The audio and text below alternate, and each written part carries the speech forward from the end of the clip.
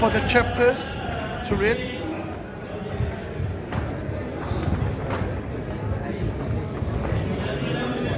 Let's go outside, please. And to show you that we are at the Western Wall, wait with me, that video. And they're moving ecstasy.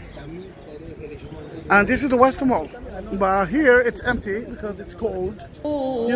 أيديكم وأقيموا الصلاة وآتوا الزكاة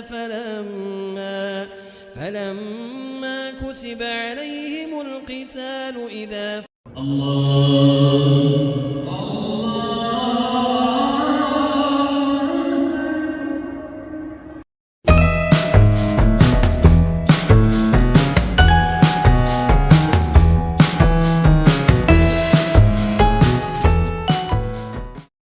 Assalamualaikum warahmatullahi wabarakatuh. Dengan sangat percaya diri, Pendeta Dr. Brown mengatakan, Kristenlah yang paling dekat dengan Yahudi.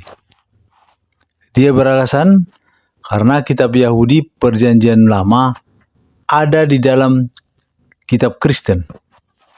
Hanya saja Yahudi tidak memahami teologi Trinitas agama Kristen. You know, I did a Twitter poll a while ago, and I asked, do Christians and Muslims worship the same God? And overwhelmingly, the answer I got was no. I then asked the question, do Christians and Jews worship the same God? And the overwhelming answer I got was yes. Isn't it true that Jews don't worship God as a Trinity? Isn't it true that Jews view worship of Jesus as God as blasphemous, as heretical? Yeah, yes, it is.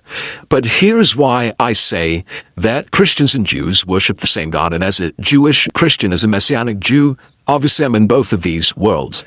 In contrast with the Quran, which is a separate document, a separate book with a different presentation of who God is, even though it borrows a lot from Jewish and Christian sources, the fact is that we have the common text, Jews and Christians. We have the common text of the Hebrew Scriptures. This is our Bible. We worship that God. We worship the God of creation. We worship the God of the Exodus. We worship the God of Abraham, Isaac, and Jacob.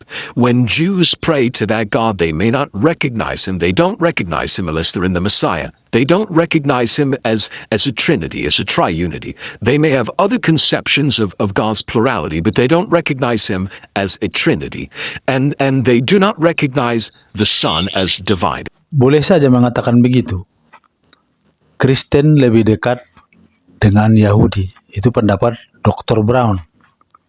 Tetapi siapa yang paling berhak mengatakan bahwa Yahudi paling dekat dengan Kristen atau dengan Islam? Tentu orang Yahudi sendiri. Anehnya, Rabbi Tovia Singer membantah pendapat Pendeta Dr. Brown. Rabbi Tovia Singer justru mengatakan Yahudi lebih dekat dengan agama Islam. Yahudi sangat jauh secara teologi dengan agama Kristen. Which one would fit closer into Judaism? Would it be the Muslims or Christians? Oh, this is not even a contest. So the Muslims, because they believe in one true God, they really worship one God and one God alone. And they have not allowed themselves to become defiled with the doctrine of the Trinity. Islam is by far the closest faith to Judaism. It's more than just worshiping one God, but Muslims believe that Abraham, Isaac, and Jacob were prophets. If you don't believe that, you can't be a Muslim. Muslims rightfully reject the hideous, the odious views of Paul and the gospel writers, with the exception of Luke, in vicarious atonement. The notion that a man could die for the sins of the wicked, that's the motherlode of bad ideas. Muslims correctly detest the teachings of Paul that Jesus could have died for anyone's sins. Muslims, as it turns out, do not believe that Jesus ever died, but rather ascended, and he was never crucified, although it just appeared that way. So it's more than just believing in one God, but Muslims believe that the prophets of Israel are all genuine prophets of God. Islam is not a cult, as Christians like to portray them, but there are different views within the orthodoxy of Islam. So there are some different views within Orthodoxy. I'm not talking about what Muslims would consider complete heresies, and there are quite a number of them. Muslims believe in one God, and therefore it has a unique status. So Islam of course rejects the doctrine of the Trinity. In fact, the Quran explicitly rejects the notion of worshiping three, explicitly. Any kind of partnership, called in Arabic a shirk, is the most grotesque iteration of idolatry, meaning that you worship God, but in addition to God, there's a partnership with some other divine being. To them, that's the worst thing you can possibly do. And it's the exact same thing you would find in Judaism. You should have no other gods upon my face, Exodus chapter 20. I haven't been elected as the chief spokesman of Islam yet. I'm waiting for my postcard in the mail from Riyadh. But Islam regards Jesus as a prophet, not any kind of prophet. There is in Islam a high order of prophet called the Rasul, but it's a prophet. But a Rasul simply means someone who came to bring a Sharia, which means a message.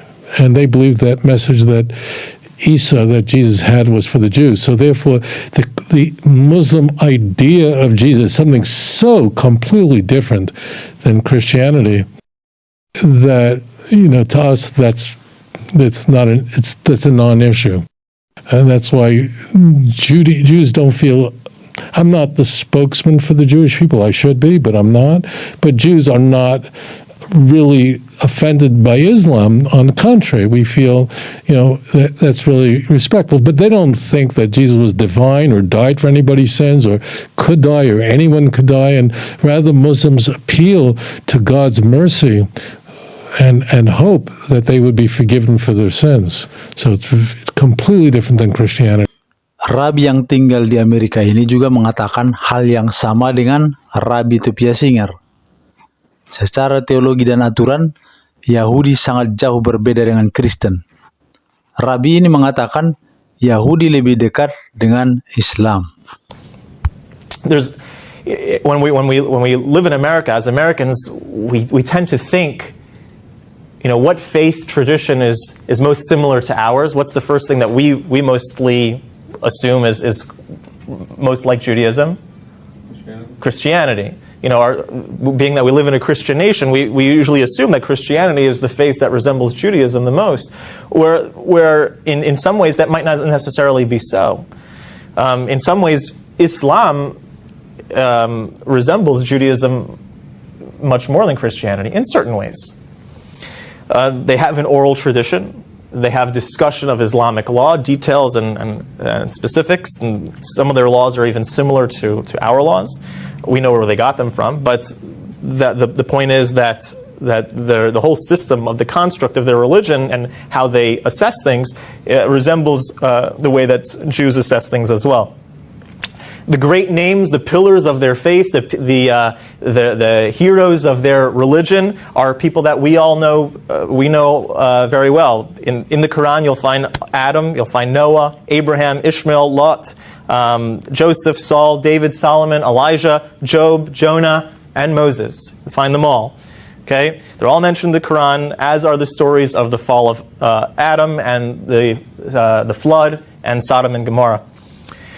The Quran's account of creation, life in paradise, the question of what came first, heaven or earth, the objection of the angels in the creation of Adam, Adam's remarkable wisdom, Adam and Eve in the garden, Adam's universal lesson of repentance, all are clearly culled from Torah and our Midrashim.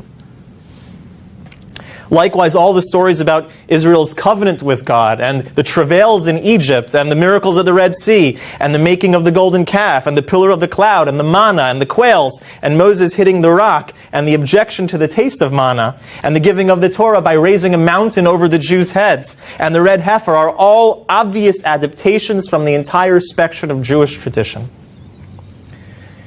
Yet they claim that we took it from them, obviously, 1,500 years later.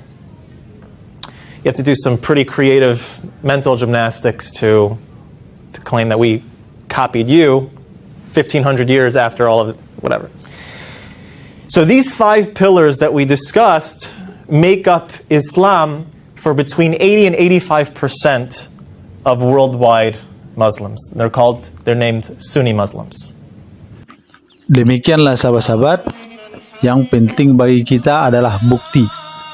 Bukti dari mana? Dari Yahudi sendiri. Kalau kita Islam tidak sama dengan agama manapun, itu tidak masalah. Kita tidak pernah mengaku-ngaku kita paling dekat dengan Yahudi. Mereka sendiri orang-orang Yahudi yang mengaku bahwa Yahudi sangat dekat dengan Islam. Terima kasih telah menyaksikan. Semoga video ini bermanfaat. Assalamualaikum warahmatullahi wabarakatuh.